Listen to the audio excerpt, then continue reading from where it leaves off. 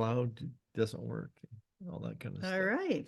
We're Here we oh are man, live. get all this I can always stuff. stop it and delete it. Oh, good. All right. Welcome everybody. It's Thursday night. This is the Zoom Course of Miracles. I am Chris Green. This is my wife, the lovely Reverend Reja Joy.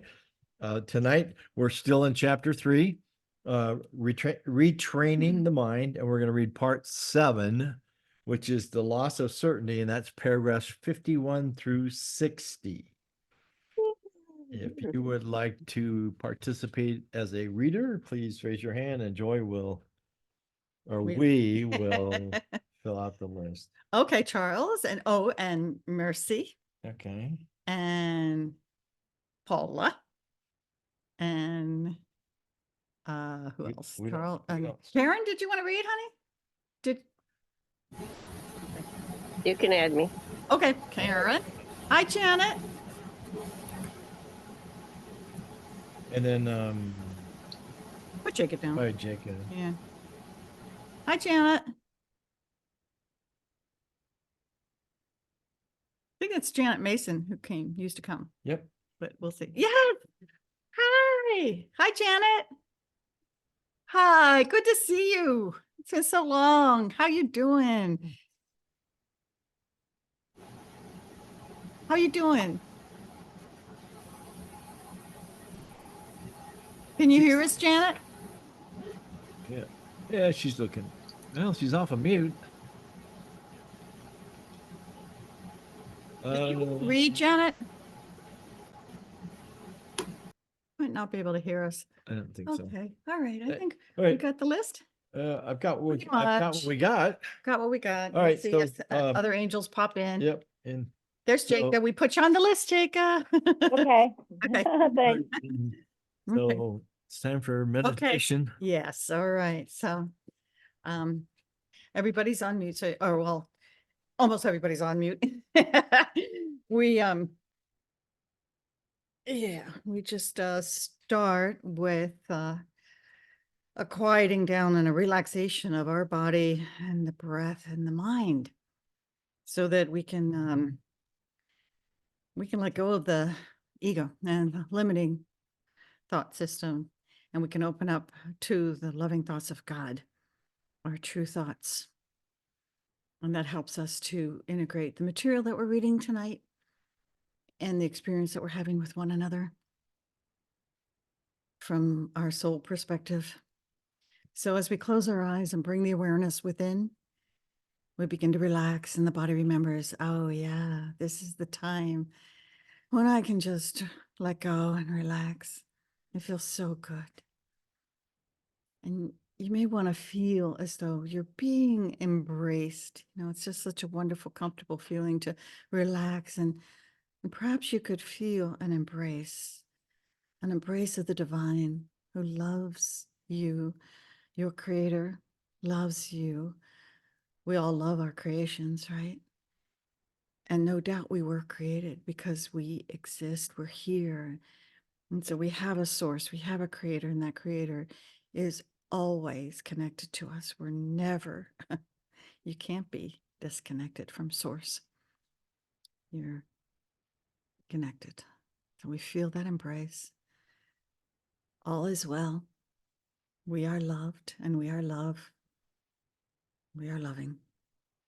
So begin to relax, let go, just put the world down. Don't worry. Let all your worries go for now, maybe forever. Just let go, surrender. It's okay. There's nothing we need to do. We're not going anywhere. We can just surrender, relax. Accept this moment exactly as it is. There's nothing that needs to be added or taken away. It's a perfect moment. Actually, it's a holy instant.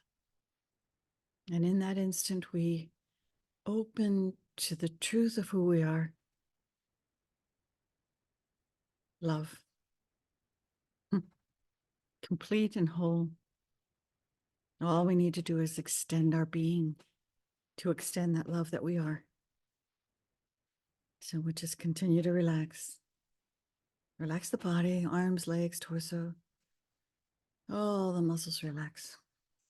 Breath relaxes.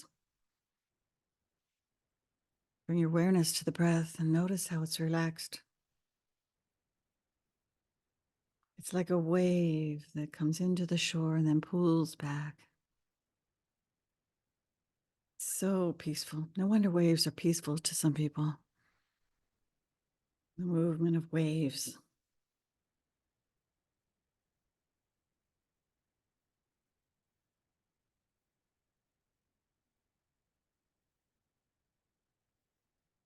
Notice how there's fewer thoughts now as well.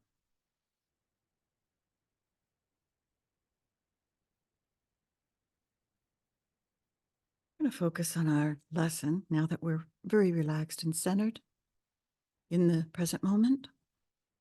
And our lesson today happens to be, I have invented the world I see. And Elder Brother tells us today we are continuing to develop the theme of cause and effect. You are not the victim of the world you see because you invented it. You can give it up as easily as you made it up. You will see it or not see it as you wish. While you want it, you will see it. When you no longer want it, it will not be there for you to see. So we'll go into our 2-minute silence, and the lesson today is, I have invented the world I see. And I'll bring us out. We'll start now.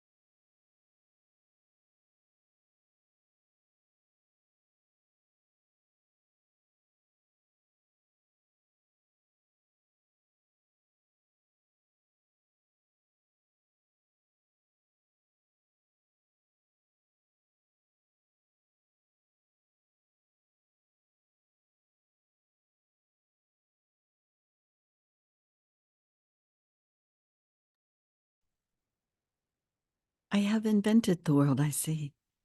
When we're ready, we'll open our eyes.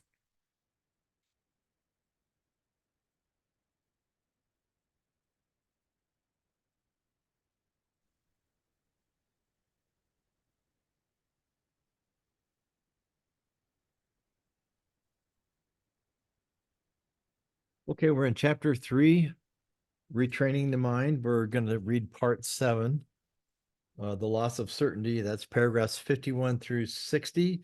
Paragraph 51. Charles, can you start us off? It says, we said before. Alrighty. We said before that the abilities which man possesses are only shadows of his real strengths, and that the intrusion of the ability to perceive, which is inherently judgmental, was introduced only after the separation. No one has been sure of anything since. You will also remember, however, that I made it clear that the resurrection was the means for the return to knowledge, which was accomplished by the union of my will with the Father's. We can make a distinction which will greatly facilitate clarity and in our subsequent statements. I'll read that again. We can now make a distinction which will greatly facilitate clarity in our subsequent statements.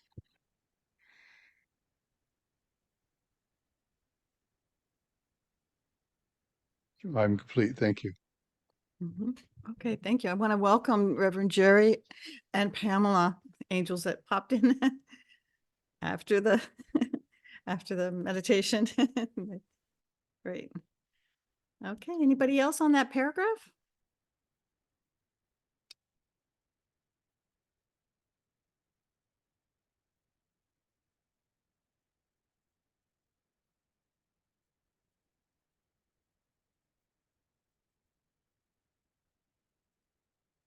I think it seems to beg the question, where was I before the separation? That's what comes up for me. It's like, okay, if perception came after the separation, I don't know. Well, anyway, that's just mind stuff, takes me away from the moment of now.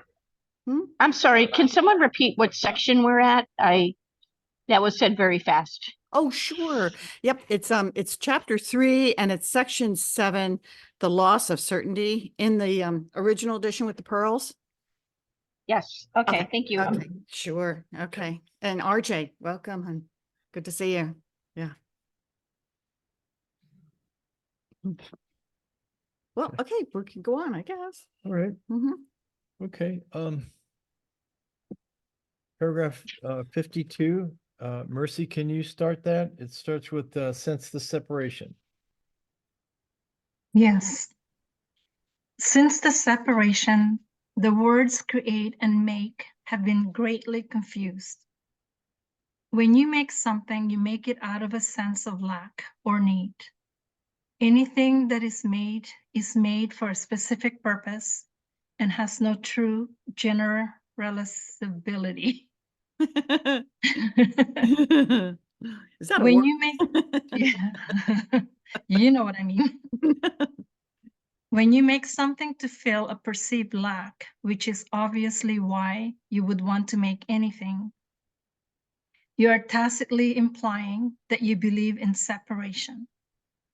Knowing, as we have frequently observed, does not lead to doing at all. So with the separation comes the lack, because for me, that means I'm missing my source. I'm separated from my source. I'm missing my source. I don't know where anything is. And of course, we are in fear.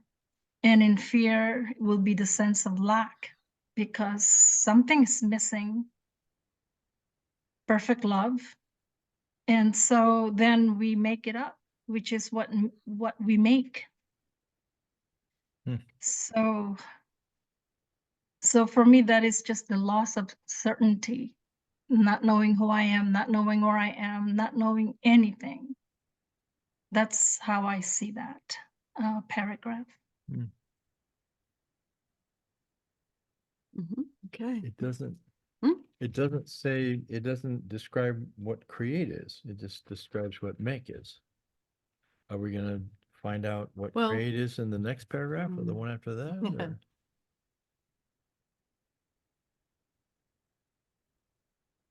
I know.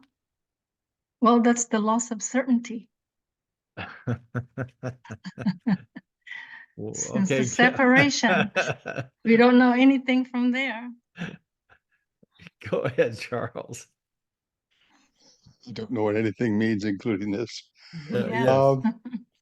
Yes. It's when we feel lack in relationship, we feel lack of love. We tend to make up stories to fill in that gap of our feeling of lack of love. When we feel we have no friends, we tend to make up friends to fill in that lack of not having friends. Mm. We have imaginary friends. Sometimes we'll make up stories in order to fill places in our lives where we feel that are missing. So we're constantly making things up instead of creating to fill a gap, where creation adds to the wonderfulness through appreciation, through gratitude. Where when we make things up, it tries to fill a gap up that seems to be missing. And that's, I think, the difference he's talking about here is how we try to fill the feeling of a gap, a loss, because of the separation. We're trying to fill that gap with something of a story, rather than ask for God's peace of God to fill that gap in. We look for others or look for stories. So we turn to the stories instead of to God for our reason for lack of love. Thank you. Thanks, Charles. I was just thinking of of course, create, and often they say that create is we create what comes from love. We create like our source, like our Father, and the Father created us, like Himself, co-creators. And I believe that what is created is what comes from love, and and is eternal, never changes, and that's true creation. And I think it has to do with, I don't know, it has to do with form and content, because we make in this 3D world, we're making things out of form, but the content, is love, and so the content the content of what we create is love, eternal, changeless, that kind of thing. I don't know. So we seem to fill in maybe the lack of love. I don't know. But the content's the most important, I think, beyond the form. Anyway, that's what came up for me. Cool. Mm-hmm. Mercy, go ahead. You got to share. Mm-hmm. Yes, probably that's why we keep looking for meaning in things when they really don't have any meaning. And they're really just fear thoughts, because we're so fearful that we're not complete, that something is missing, not that incompleteness. And then we look for meaning in things just to complete something, because nothing means anything. At least that's how I'm seeing this, making meaning out of nothing, and then being confused. So we invent the world.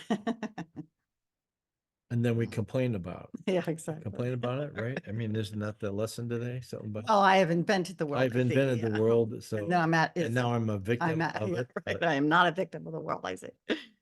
Well, is that Dennis Kucinich's? What?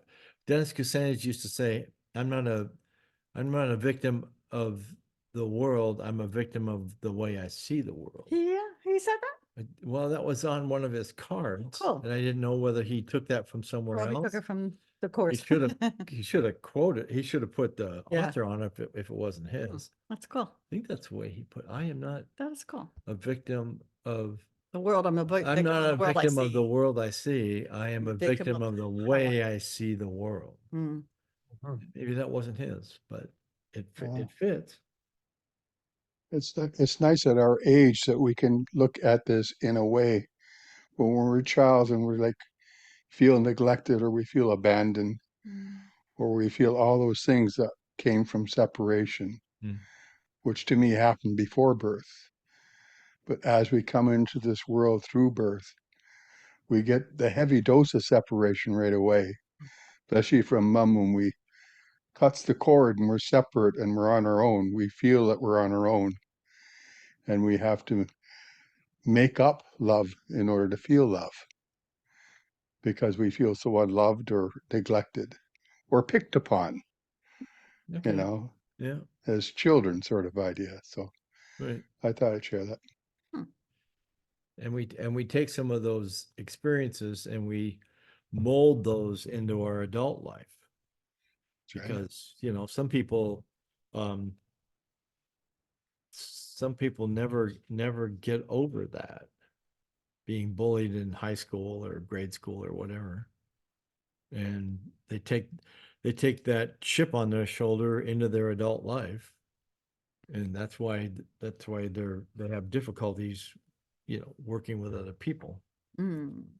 I mean, it's one thing to go to school and learn things with other people. Then and it's a different relationship when you're in the working world and you have to work side by side with people and produce a product or something like that. So, Yeah. Okay, Paula, can you read 53 for us? It starts with the confusion between your own creation.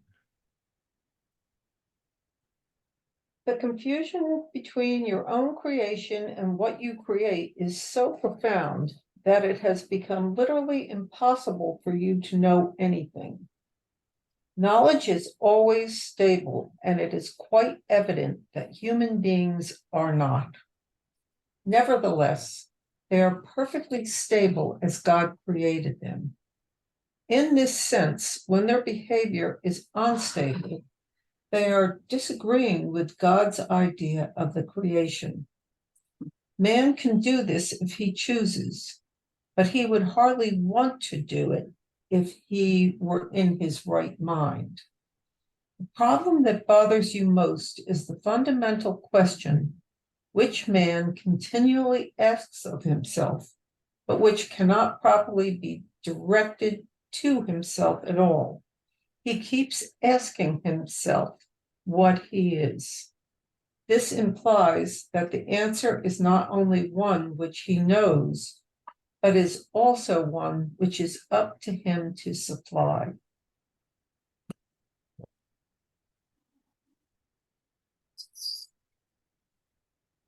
Oh. Yeah, I understand that.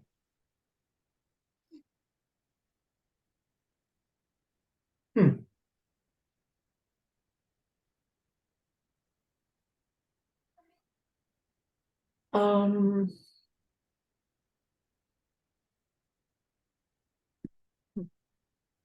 that's kind of the ongoing that's kind of the ongoing problem of the world or of life.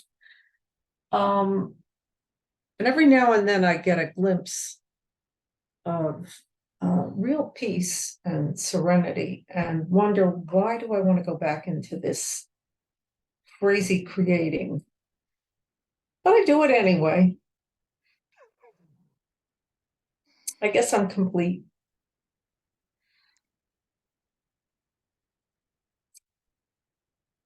Are you muted? You're muted. Yeah, you're muted there. Oh, I coughed and muted us. Uh,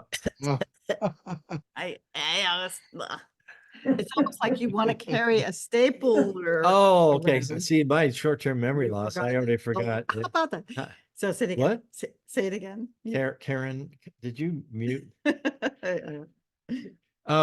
It's almost like you want to carry a stapler around with you so that when you get in one of those places, Paula, you just want to staple yourself to right where you're at, right where you're standing.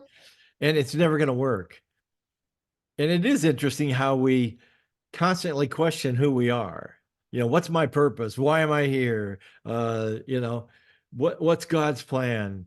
And we're asking the wrong people. Basically, we're asking, we should talk to the Holy Spirit. The Holy Spirit will tell you. Yeah, the Holy Spirit is the one we should be asking. Yeah. And the Holy Spirit's going to go like, there's no answer. You are love. I think the answer is simple. It's just, would you relax? Just relax. Yep. Just be quiet and relax. Yep.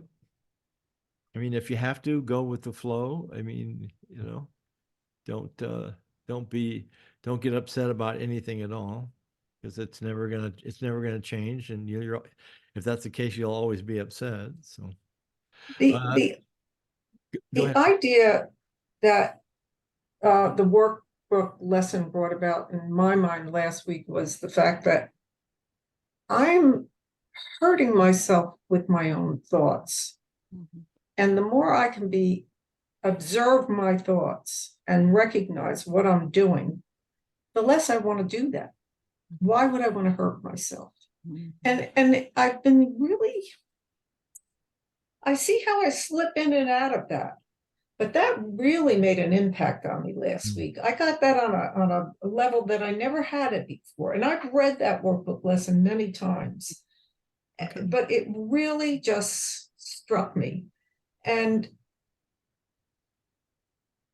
there's well, at any rate, Okay. it was very helpful. And I'm not crucifying myself as much. I'm Come going down, lighter on myself these days. come down off that cross.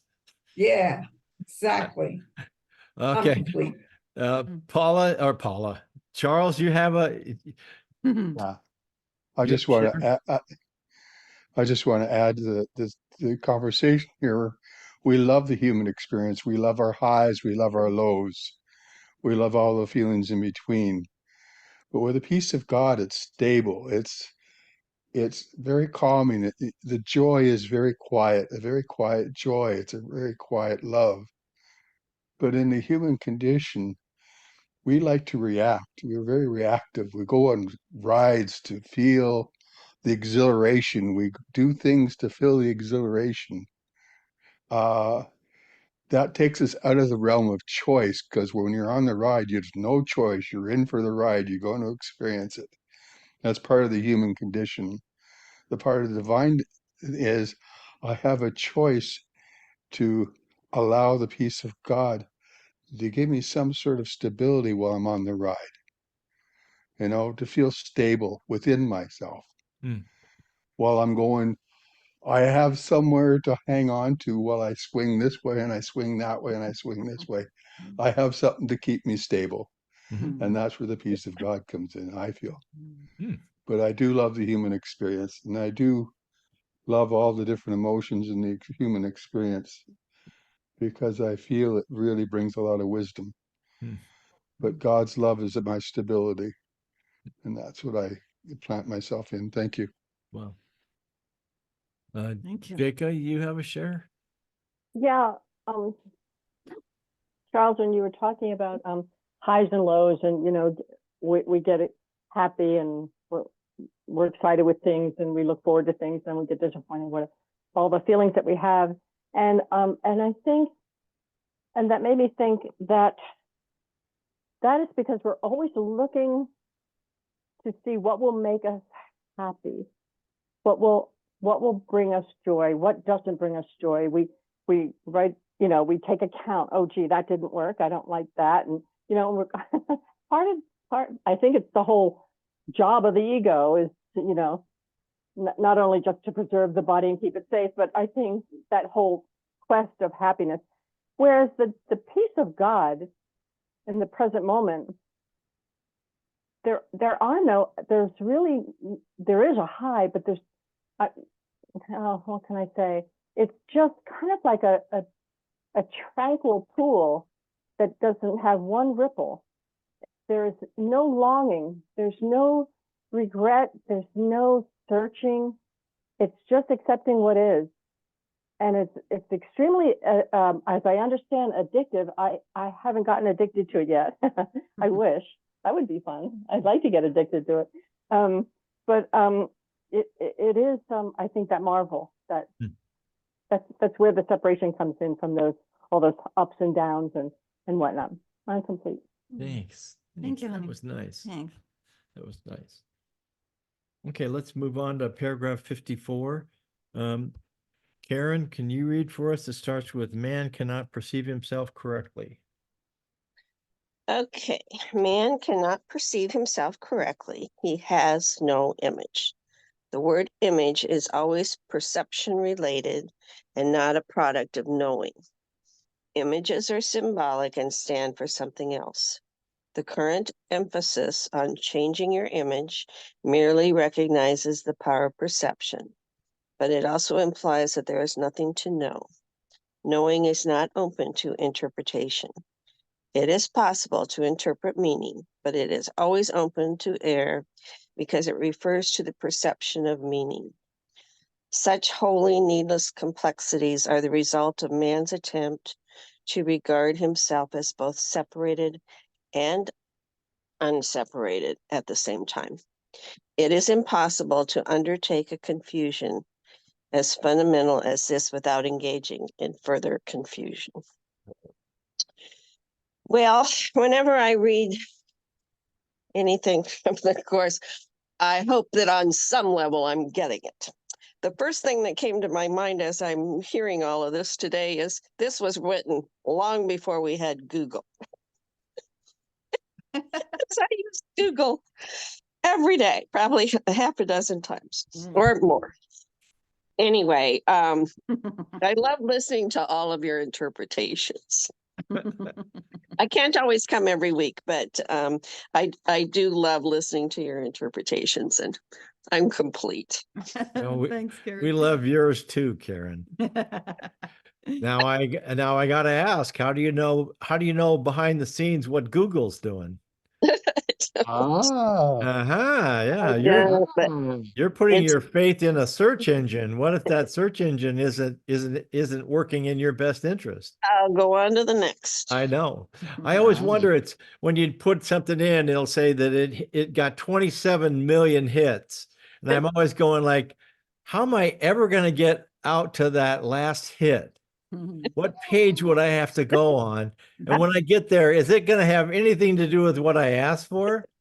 I mean, who's the QA at Google? Who decides how many hits you stop at? I mean, 27 million. I mean, give me a break. Give me about 4 pages and I'm good. I mean, I've gone 10 pages and 20 pages out. I'm going like, this has nothing to do with what I asked.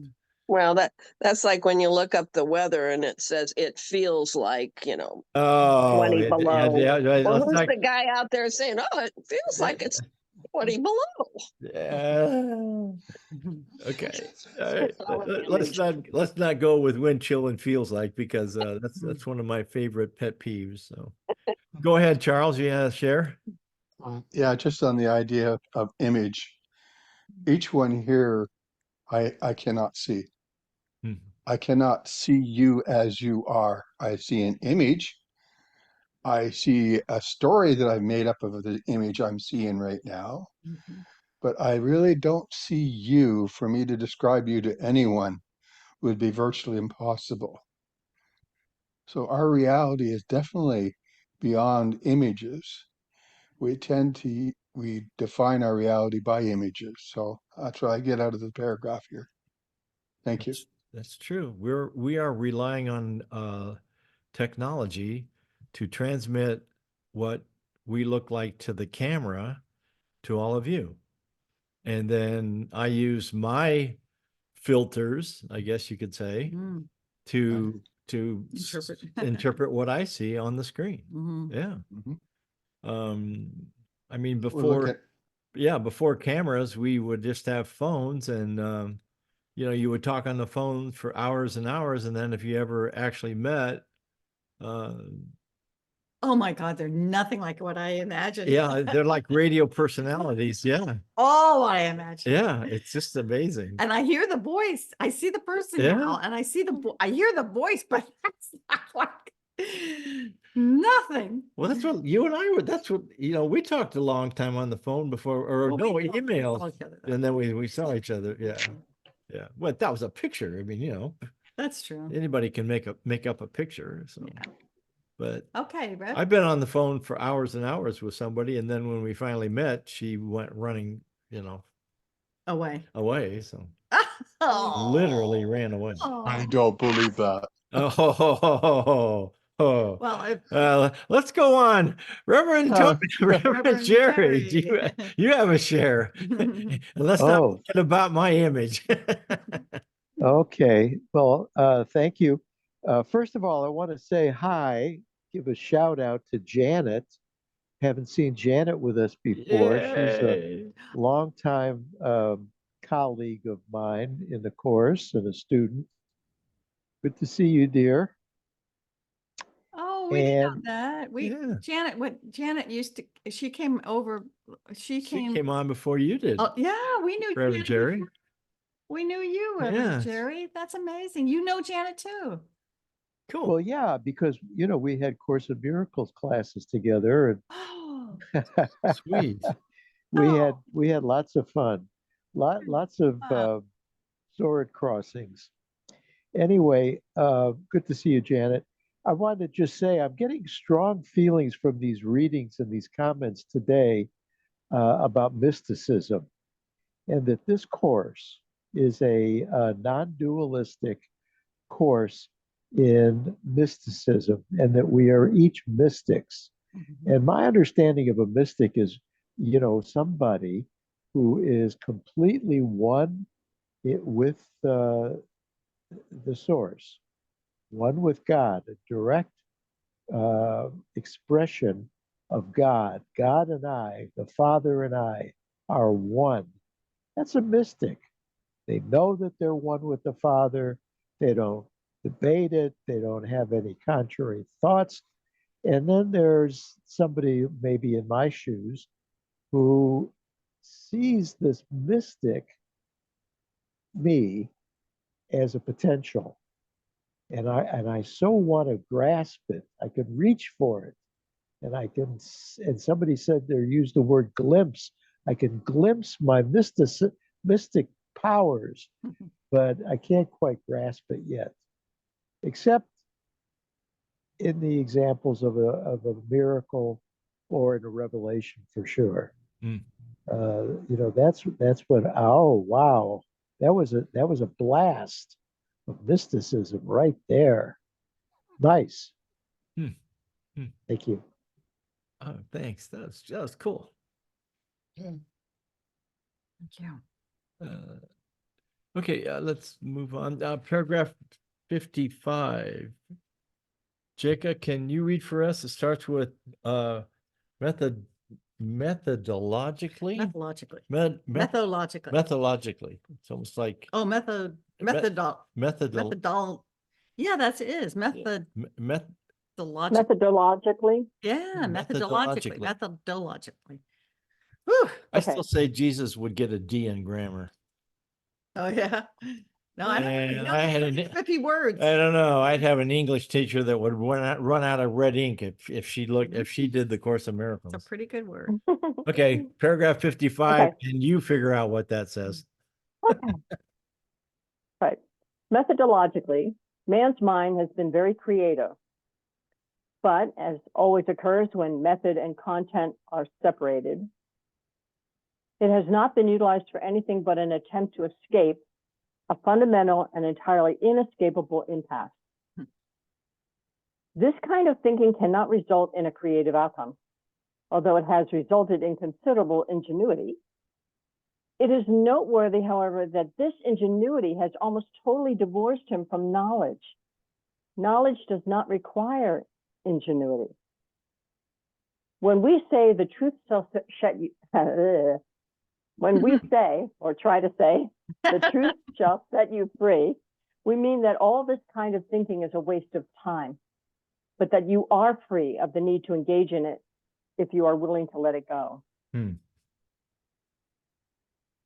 You are free of the need to engage in it if you are willing to let it go. When we say truth shall set you free. Well, just to take that last part of, is he saying, we mean that all this kind of thinking is a waste of time, but that you are free of the need to engage in it if you are willing to let it go. Okay, so the false thinking it can be let go.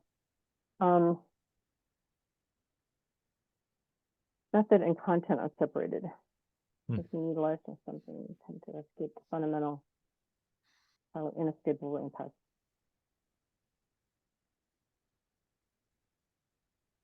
Well, it's insinuating that we have it all wrong. And that we have a lot of ingenuity and creativity in our wrongness. Kind of a backhanded compliment, huh? Oh, yeah, right. Apparently, Yeah, we are. apparently we're in denial of our incompetence. Is that, yeah, we deny that? Yeah. Well, that would be the ego doing that, wouldn't he? The ego's I going, think- of and course I'm right. Go ahead. Yeah, he keeps coming back to knowledge. That does not require ingenuity. Knowledge, just knowing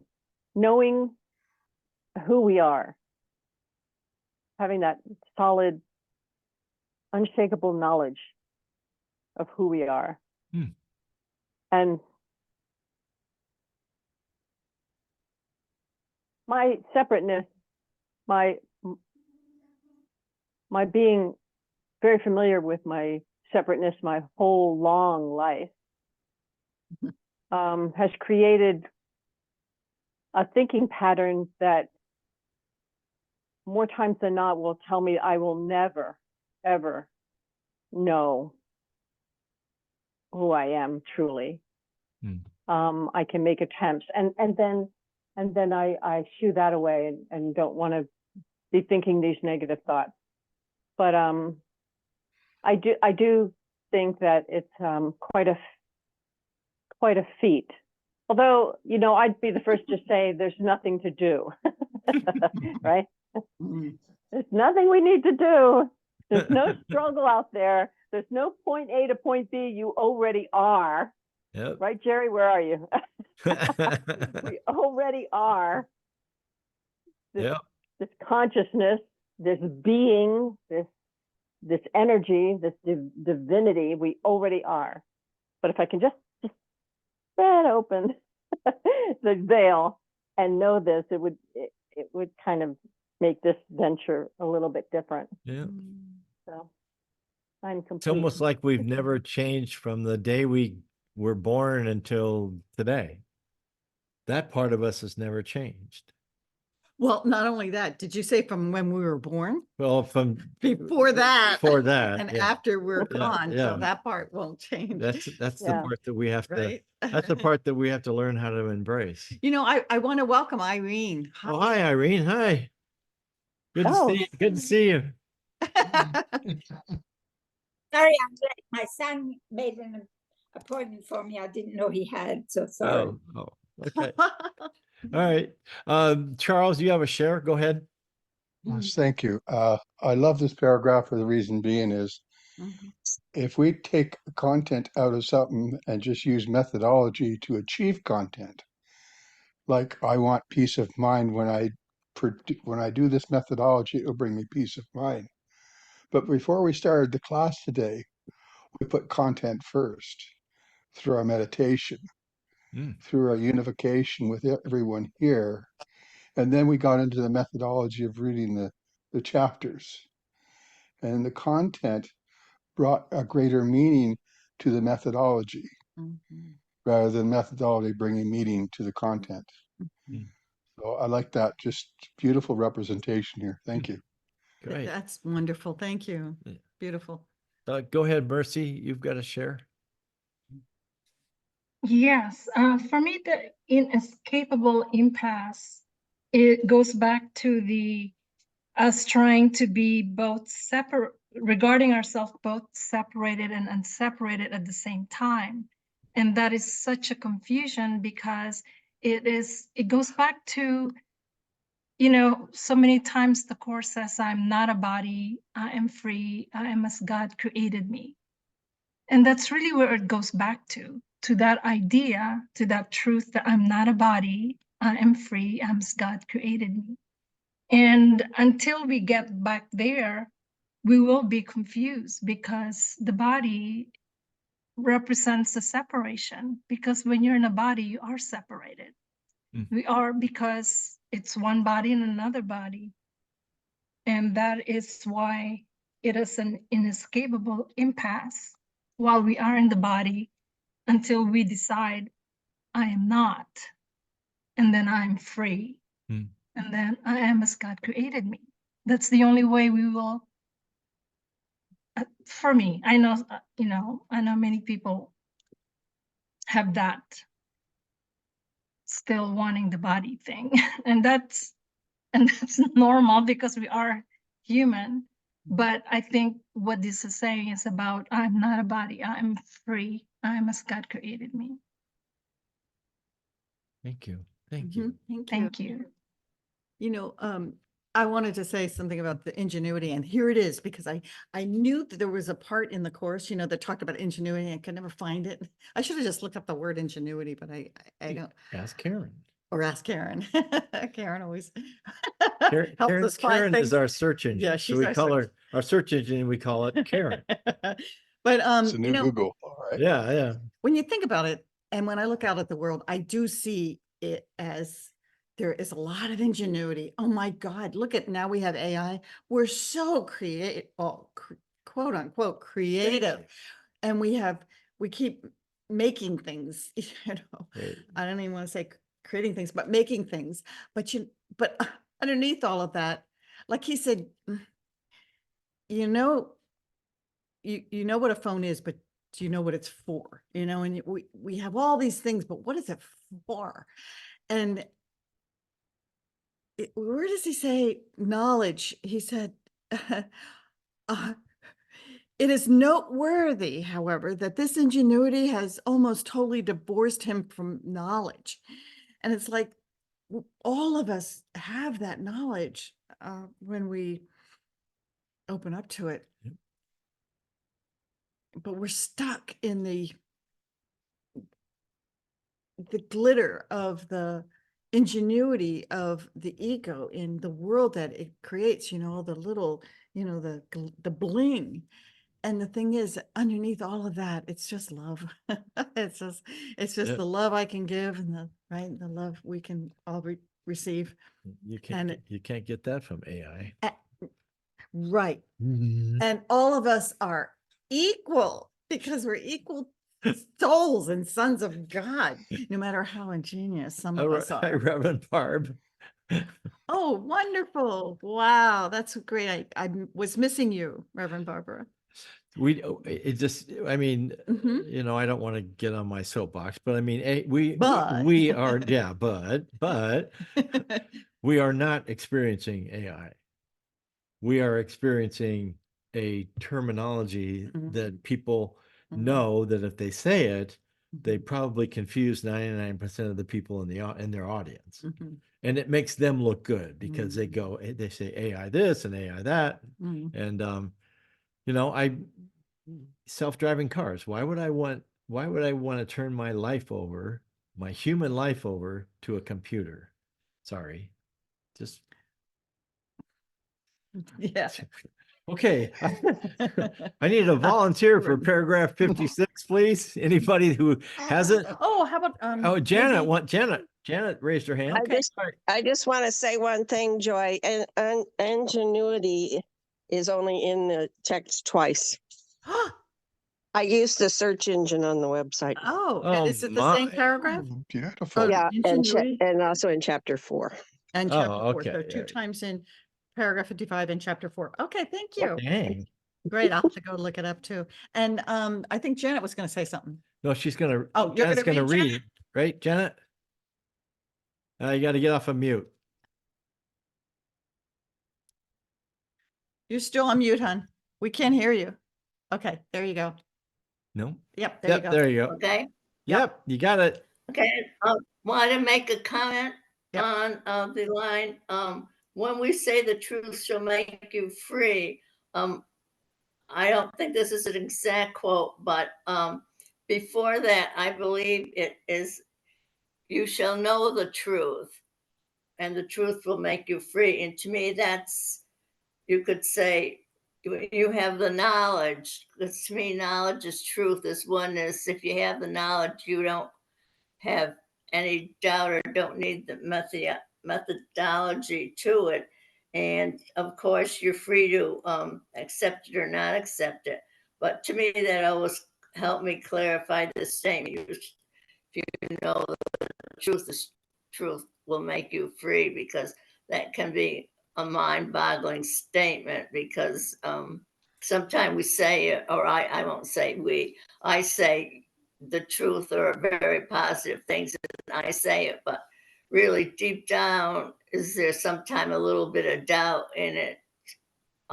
So it's my expression, which isn't very in tune with the course, but fake it till you make it and just keep reinforcing. But I always connect the word knowledge to truth, to oneness, to completion, and that's, you know, the God oneness. I mean, if you have the knowledge, you have anything. You don't have any questions or anything. So, valid or not, that's my interpretation of it. And I'm Thank you. really happy to hear things from everybody else about my comments. Oh. Thank you. We love your comments, Janet. Mhm. I'm still Okay. looking for a volunteer for paragraph 56. Anybody who hasn't read? Okay, well, I'll read that. All right, And 50. just RJ, Prayer is a after that, how much do you have? Well, I need, all right, so Janet, you can do 56. RJ, you want to do 57? Okay, got And that. then Reverend Jerry, you can finish us off? Okay. All right, go ahead, Janet. prayer is Paragraph okay. 56. Prayer is a way of asking for something. Prayer is the medium of miracles. But the only meaningful prayer is forgiveness, because those who have been forgiven have everything. Once forgiveness has been accepted, prayer in the usual sense becomes utterly meaningless. Essentially, a prayer for forgiveness is nothing more than a request that we may be able to recognize something we already have. In electing to perceive instead of to know, man placed himself in a position that he could reassemble his father, and by miraculously perceiving, he has lost the knowledge that he himself is a miracle.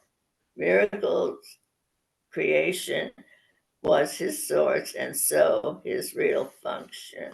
Wow. And that all goes back to getting back to oneness and forgiving everything, everybody, things we happened or things that didn't happen, and so forth.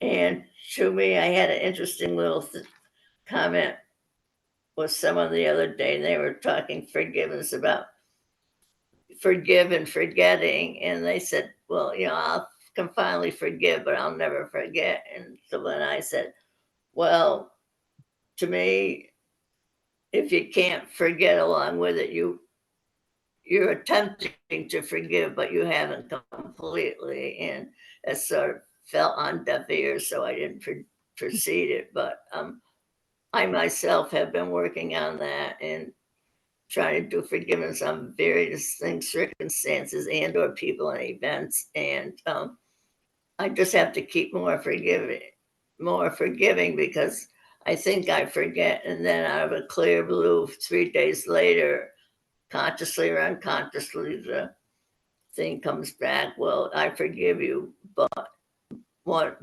the word "but" is what I'm having a hard time with. So thank you all, and it's so good to be back. And thank you. Thank you. You're very welcome. Charles, do you have a share? Go ahead.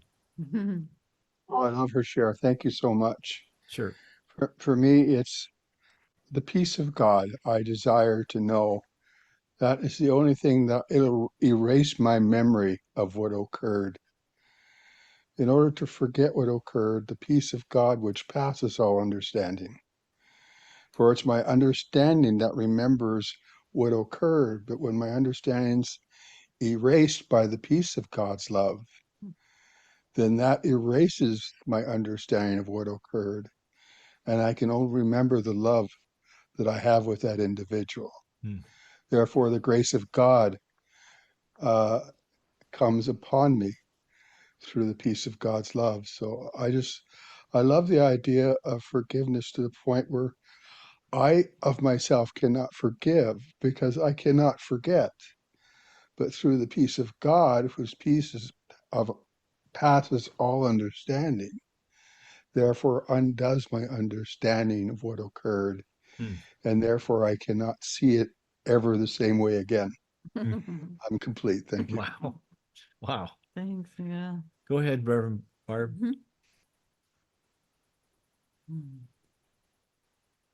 Yeah, you got it. There you got it. Yeah, sorry about that. And Charles, thank you very much. That's so helpful. I have a friend who talks about forgiveness, but she puts a word in front of the word forgiveness.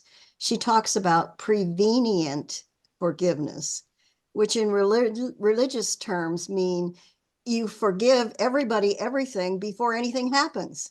And then when something happens, you don't have to go through the process of forgiving, because the love that you established with by forgiving everybody before anything happens, that's what is in your heart and in your mind. So when somebody does something, forgiveness isn't tied to an event. Forgiveness is tied to a recognition that we are all children of God, or we are all part of the one. And so there really isn't anything that anybody could do at any level that would shake the understanding of forgiveness. Wow. And what forgiveness does, it doesn't let somebody off the hook. What forgiveness does, it establishes us in the peace of God. And we work to maintain that peace so that anything that happens, we know should not change our peace. And from that standpoint, there is nothing that's unforgivable. There's nothing to be remembered. Wow. Because we are all one. So prevenient is a good way that I have learned how to think about Prevenient. forgiveness. Prevenient. Thank Have you ever you. used? Have you? No, I've never. You ever no. used that Called, word? that's called using a cheat sheet. When you use a cheat That's sheet, right. you go right Oh. to the source. That's Oh, right. okay. You skip the understanding, you go straight to source. Oh, okay. That's All right. right. If we could just remember to do that. Yeah, I was just gonna say, do you have that? Do you have that email address, Barb? Let's write it on our Yeah, cup. yeah. What did Jack Nicholson say at the end? When I figure it out, can I email you? Go ahead, Barb. You had a share? Or Paula. Or Paul? What? I know. Don't worry. again. Don't worry. I just love what Barbara said. The only problem are the five senses and emotions. Because when emotion kicks in, that's usually when we start the crucifixion within ourselves, because we're not hurting anybody but ourselves when we go into those thoughts of crucifixion, of unforgiveness.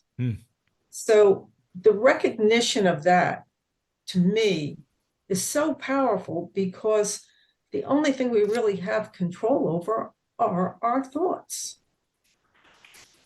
And bringing the Holy Spirit into these thoughts that create emotion and craziness is really the answer, because I don't think we can undo it. I think it has to be undone for us through the Holy Spirit.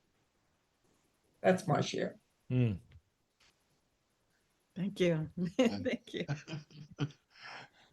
I've been doing these lessons for 30 years and I'll do them for the rest of my life. I love it. It's really good. I love it. Thank you. Okay, let's get to paragraph 57. RJ, you said you'd volunteer to read. You want to read 57? God created man in his own image. God created man in his own image and likeness is correct in meaning, but the words are open to considerable misinterpretation. This is avoided, however, if image is understood to mean thought, and likeness is taken as of a like quality. God did create the soul in his own thought and a quality like to his own. There's nothing else. Perception, on the other hand, is impossible without a belief in more and less.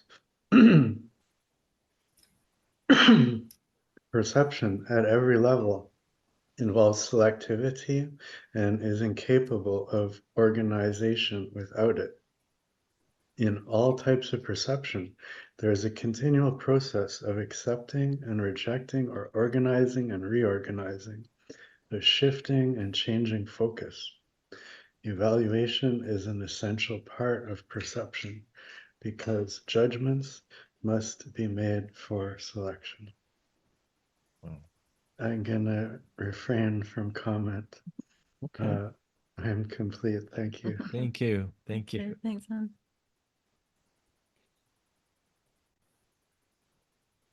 Okay, let's go on. Paragraph 58. Reverend Jerry, you're up. Can you start 58 for us? It starts with what happens to perceptions? What happens to perceptions if there are no judgments and there is nothing but perfect equality? Perception becomes impossible. Truth can only be known. All of it is equally true, and knowing any part of it is to know all of it. Only perception involves partial awareness. Knowledge transcends all the laws which govern perception because partial knowledge is impossible. It is all one and has no separate parts. You who are really one with it need but know yourself, and your knowledge is complete. To know God's miracle is to know Him.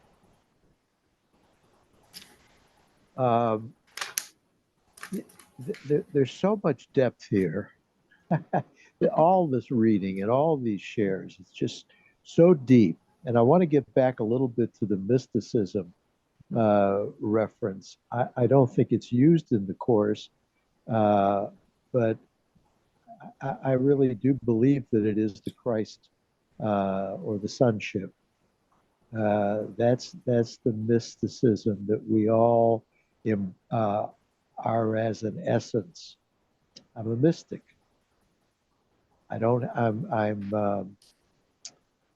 You can see through me. I'm not a form. You can almost, I'm so transparent. I'm so out there, and I don't have any fear, and I'm not judging you. I'm just one with you. And I can teach you, and I can heal you, and I can teach myself, and I can heal myself because I and the Father are one in thought. It's just, it's just, it almost seems too impractical. I feel like sometimes thinking, come on, Yeshua, what do you expect of me? I still have to get up in the morning and go to the bathroom. I still have to brush my teeth. I still have to feed my face. I'm still celebrating another birthday and aging. What is this mysticism where you can't even see me? I'm so filled with light. That's almost impossible. But what Yeshua is saying, Jesus is saying, is you can't have both. You want to hold on to your bathroom breaks and your food and your teeth and your aging, you go ahead, and you'll keep doing it over and over and over again. But if you want to follow me and go to the light, I don't know. Yeah. Yeah. Then it's all bliss. It's all bliss. As far down and as far out and up and around as you can imagine. It's eternal and infinite bliss.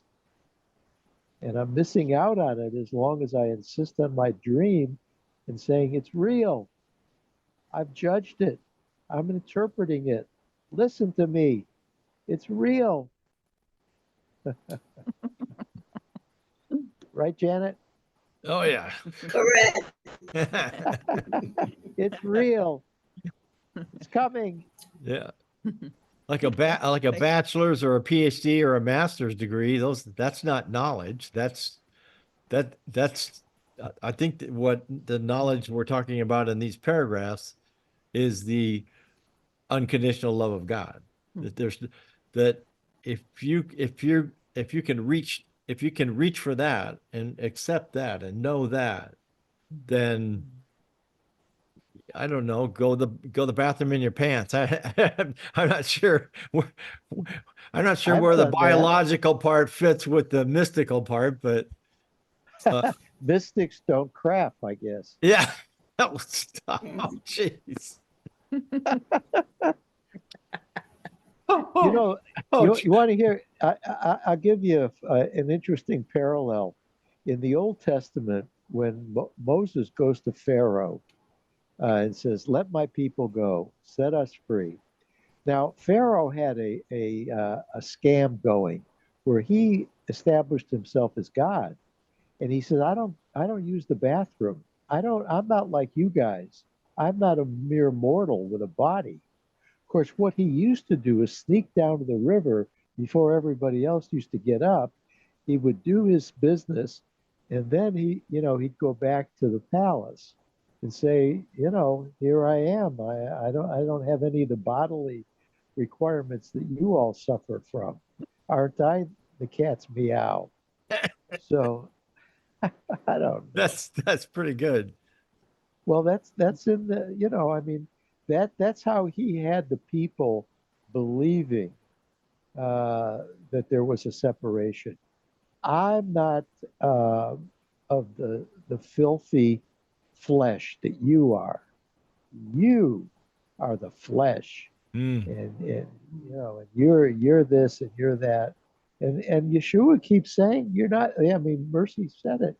You're not this body. Yeah, go ahead. I mean, you got needs while you still think so, but you'll wake up.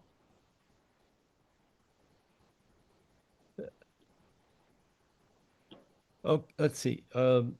Yeah, before we go on to 59, Charles, you got to share? Yeah, I think one of your mutes isn't muted. I'm sorry. Yeah, there you go, There it goes. RJ. I just want to share with RJ. I love his when you get up in the morning, who wakes you up in the morning when you open your eyes? Who introduces you to all the feelings you have as you wake up in your feelings? It's like when I turn on my computer, do I know the source of where all this comes from? Do I know where the source of all the signals and all the different techniques and frequencies that produce this event to occur? Or do I realize that it's all invisible? And in that invisibility goes without me throughout the day.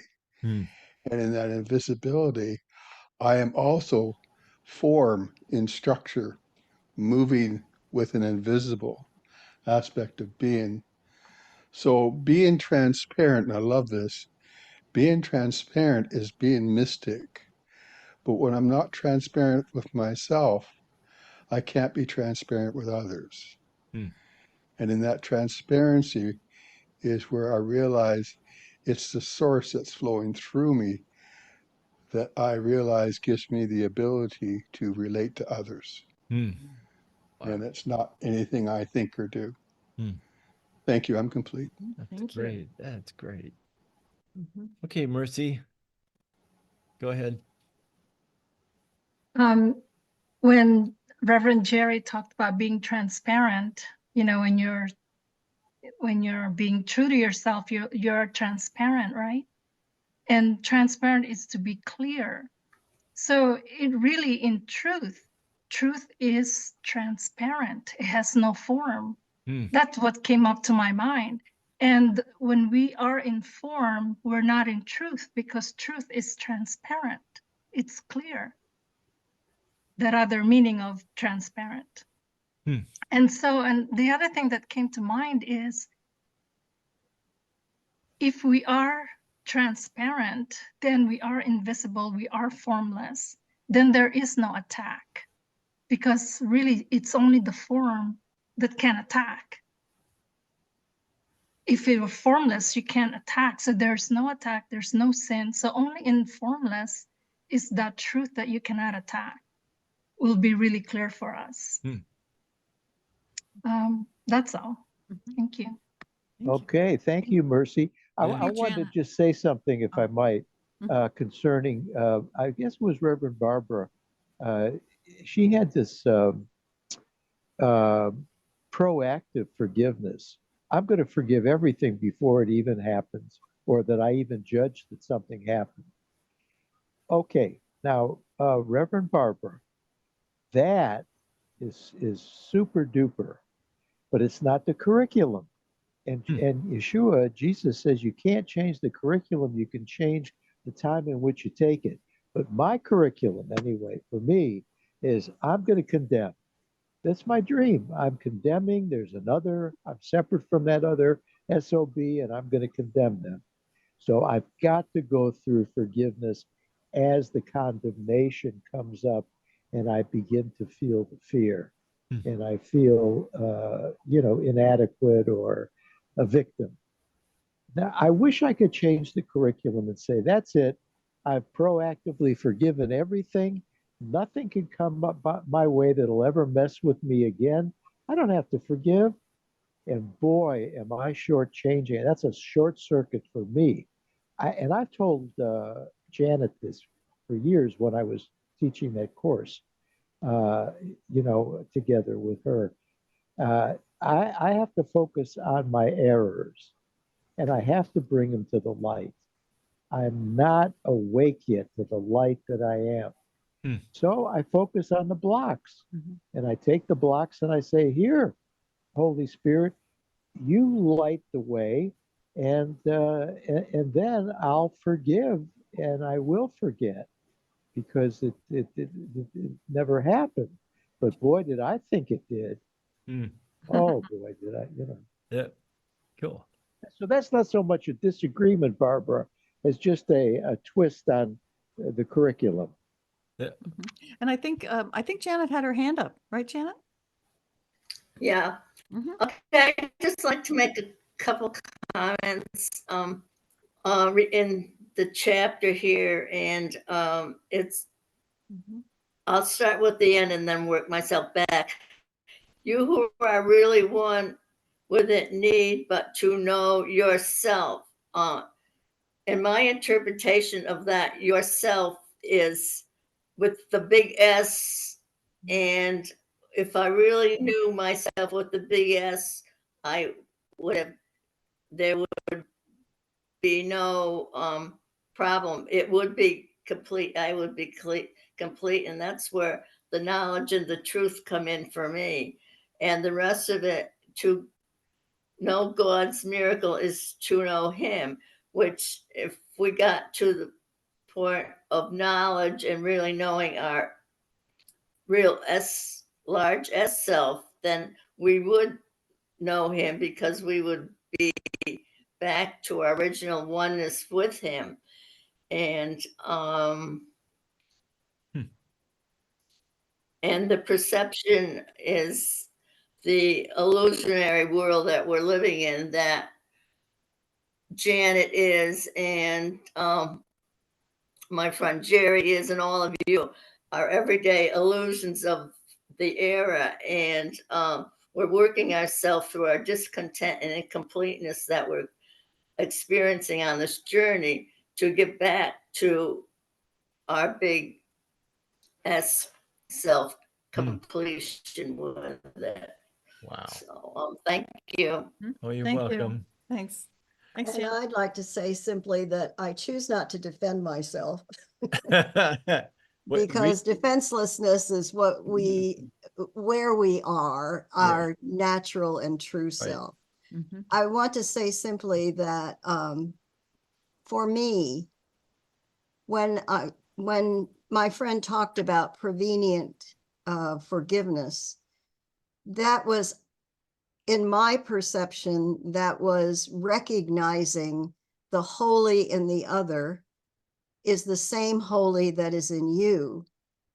Therefore, you are one, and there is nothing that from the outside that's going to change that essence of who we are. It's just simply getting yourself in alignment with God's perspective, the Christ in you. And so, sorry, I won't say any more, but that was what I understood her to be trying to convey. Thank you. That's beautiful. That's cool. Thank you. Thank you. Yes, our forum is not for, let's okay. Okay. Thank Okay, you all so right. much. Beautiful. You're up, paragraph 59. All right. 59, forgiveness is the healing of the perception of separation. Correct perception of each other is necessary because minds have willed to see themselves as separate. Each soul knows God completely. That is the miraculous power of the soul. The fact that each one has this power completely is a fact that is entirely alien to human thinking, in which if anyone has everything, there is nothing left. God's miracles are as total as his thoughts because they are his thoughts. What a beautiful paragraph. I won the lottery. That was beautiful. You know, and look at above that where he said to know God's miracle is to know him. And I think we're all God's miracles, you know, and to know one another is to know ourselves. And you know, I just want to bring something up too, is it, and real quickly, because then you can read Sure. because we're going to go over time. I had it here. There it is. No. No, here, No. I have it here. It's in the lesson today where it said the idea for today, like the preceding ones, applies to your inner and outer worlds, which are actually the same. Hmm. Hmm. Wow. Hmm. Because that's huge when you think about it. Our inner world and the outer world is the same. We have made it separate. We have made out there something that's different from in here, but it's not. There is this union. Okay, so anyway, so no wonder I share oneself with you and with my source. So that's, you know. Oh, yeah, yeah. okay. Okay, you want to That is go? nice. Ready? Oh, yeah, I'm up. Mhm. And then we'll pray. Then we'll close with a prayer. Okay. 60. As long as perception lasts, prayer has a place. Since perception rests on lack, those who perceive have not totally accepted the atonement and given themselves over to truth. Perception is a separated state, and a perceiver does not need healing. Does. Did you say do's? I said duh. You did. You said I said does. does not need healing. It Does need healing. He does. You didn't say do's. I didn't say You do. said does. Perception is Now, can you do it? bless me, Father, for I have sinned. Can you do it? Okay. All right. Mhm. Perception is a separated state, and a perceiver does need healing. I think I said does A not. perceiver needs healing. Oof. Does need healing. Mhm. Communion, which is what you like, Mhm. communion, not prayer, is the natural state of those who know. God and his miracles are inseparable. Oh. Oh, how beautiful indeed are the thoughts of God who live in his light. Your worth is beyond perception because it is beyond doubt. Do not perceive yourself in different lights. Know yourself in the one light where the miracle that is you is perfectly clear. Oh What? man, that is so beautiful. So we know Karen is a miracle, and Mercy is a miracle, and Paula is a miracle, and Charles is a miracle, and Janet, and Jacob, and Reverend Jerry, and RJ, and Reverend Barb, and Reverend Joy, and Reverend, oh no, I'm not Reverend, and Sure you are. just Chris. Sure you are. I'm just Chris And Reverend Kobe. with a silent T. Reverend Kobe. Okay, all right. Thank you, everybody. Joy's gonna. You ready to go with your prayer? Yep. All right. Yeah. Okay. I thought that Helen was just amazing, and she loved to write, and she did poems. I'm not going to read a poem, but maybe I'll just I was just, for some reason, my heart went to this little section. So if we close our eyes and join one another. Imagine we're holding hands. We're in a circle. And we feel that connection. We're holding that hand next, of the person next to us. I got a hand to hold. And we feel that connection, that communion. It's a sharing of that one self, capital S self. We share with one another, and we share with our source. We feel that connection. As we listen to these words, it's in her poem called The Quiet Dream. Help me forgive the world, my Lord, for then the quiet comes in which the dream is done. The wanderer comes home, the lame arise, the sightless see, for fear cannot approach the holy sinless world forgiveness sees. Let its soft light awaken sight in me, and seeing, let the dream of fear be gone. And so it is. Yeah. Amen. Thank you. Thank you, everybody. Good night. Namaste. Please be safe. Namaste. Go, Namaste. go Chiefs. Go whoever wins. And if you could, I have we have a dear friend that's going to go into surgery tomorrow to repair something. So it's never a good thing when you're going back in to fix something, but just keep him in your thoughts and prayers. He's a beautiful, beautiful soul.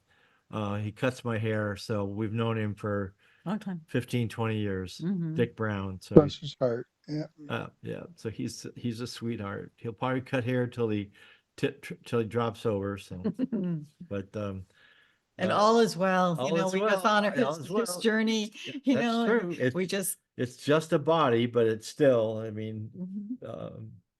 his soul is such a beautiful soul. Okay. All right. Thanks, everybody. All right. Be Good safe. night, everybody. Have a All right. wonderful week. Yeah. Be good. Be Love you safe. See you all. Be next dry. Thank See you you. next week. Be warm. Thanks for coming, everybody. Thank Be you. kind. Thank you. Be Bye. invisible. Bye-bye. Be a bee. BB. BB.